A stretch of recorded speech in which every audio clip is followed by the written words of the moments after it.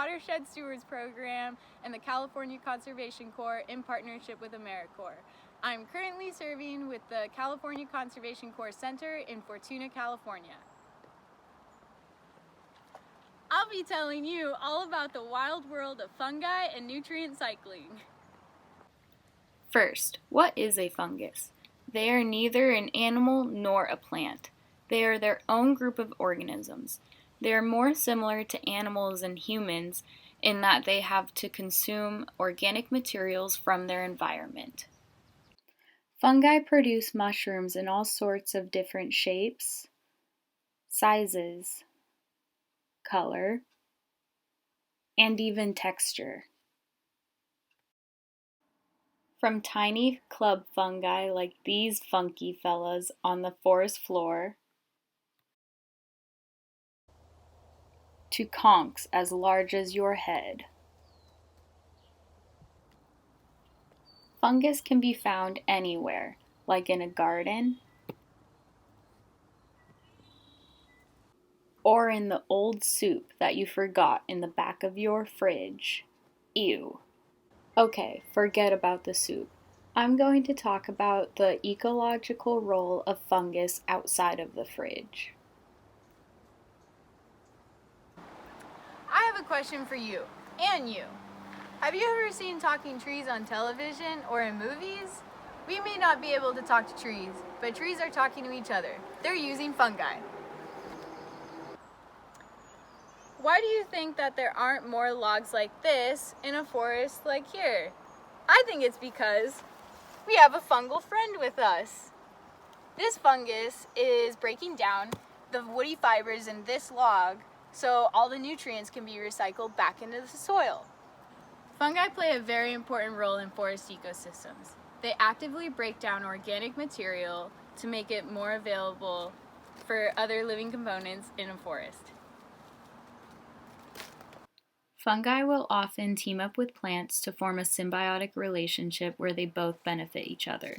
This relationship is called mycorrhizae. There are a couple parts of the fungus that we should cover. First, there's the mushroom. This is the fruiting body that we often see above the ground. Then there's the mycelium. This is the main body of the fungus. It's almost entirely underground, and it's made up of dense thread-like structures called hyphae. The hyphae are what interact with plant roots. They simultaneously extract nutrients and release digestive enzymes. Plants provide excess sugars to the fungus in exchange for vital nutrients like nitrogen, phosphorus, potassium, and magnesium. How do fungi get to where they are? Their mushrooms produce thousands of spores that get blown around in the wind. Here's an activity that you can do at your home or nearby your home. You can make spore prints. Spore prints can show how fungi reproduce. They contain thousands of spores within their gills. Different species can be distinguished by their spore color and pattern. And here's how you can make a spore print of your own. Please be aware that some mushrooms are not safe to consume, so it's best not to touch your mouth while picking or after picking a mushroom, and be sure to thoroughly wash your hands after you pick a mushroom. When you find a mushroom, you want to remove it from wherever it's attached. Like this mushroom is attached to this log. Remove the mushroom from the log. And I like to use an old food container to save my mushrooms. It's best to use a piece of white paper for this.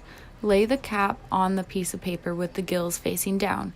Put a droplet of water on the very top of the mushroom cap. You could use a straw for this. Cover the mushroom cap with a cup or a container and leave it be for a couple of hours. I left my mushroom for 24 hours. Afterwards, you can see that there are literally thousands of spores on this piece of paper. In addition to being forest decomposers, mushrooms like these make great umbrellas on a rainy day.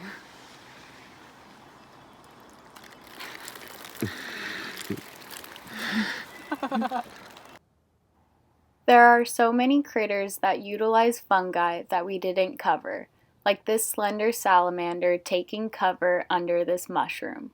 So remember to tread lightly when you're out in nature and looking for mushrooms. That's only a slice of the fungi life. I encourage you to go out and look for mushrooms after the next rainy day. Thanks for watching with me in the wild world of fungi.